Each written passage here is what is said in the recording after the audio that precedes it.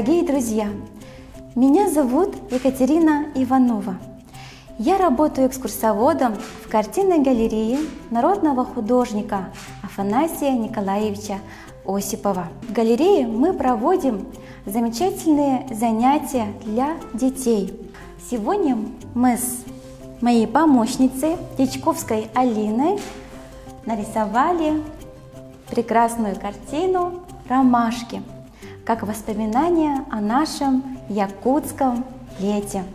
Для того, чтобы создать такую картину, нам потребуются краски гуашевые, кисточки, бумага для рисования, желательно плотная бумага, и простой пакет полиэтиленовый. Но для того, чтобы сначала накладывать краски, бумага должна быть очень мокрой. Для этого мы мокрой кисточкой проводим по бумаге, да так, чтобы она была мокрой и оставалась. И затем по мокрой бумаге мы накладываем цвета. Мы берем краски голубого цвета и темно-синего цвета, накладываем на верхнюю позицию. Затем точно таким же образом рисуем поле, зеленое поле. Для этого берем темно-зеленую краску и светло-зеленую краску и, комбинируя эти два цвета, рисуем наше поле зеленое. Затем, когда краска у нас такая мокрая, в таком состоянии, мы накладываем пакет полиэтиленовый и нежно гладим, чтобы краска гармонично стекалась по бумаге. Затем немножко ждем, чтобы краска хорошо впиталась и высохла. Затем берем кисточку и смешиваем темно-зеленый с синим цветом на палитре. И рисуем наши травы.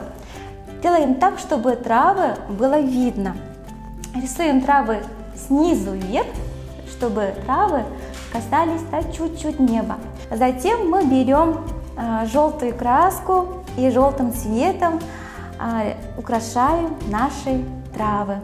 Затем мы берем охру и рисуем сердцевины наших ромашек.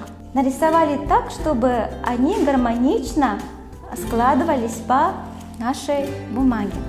Затем берем белый цвет и рисуем лепесточки. Лепесточки рождаются с сердцевины наших ромашек. Мы берем белый цвет, смешиваем его с голубым цветом на палитре и рисуем тени на нижней части лепесточков. Вот такой вот простой техникой для рисования мы будем рисовать такую картину.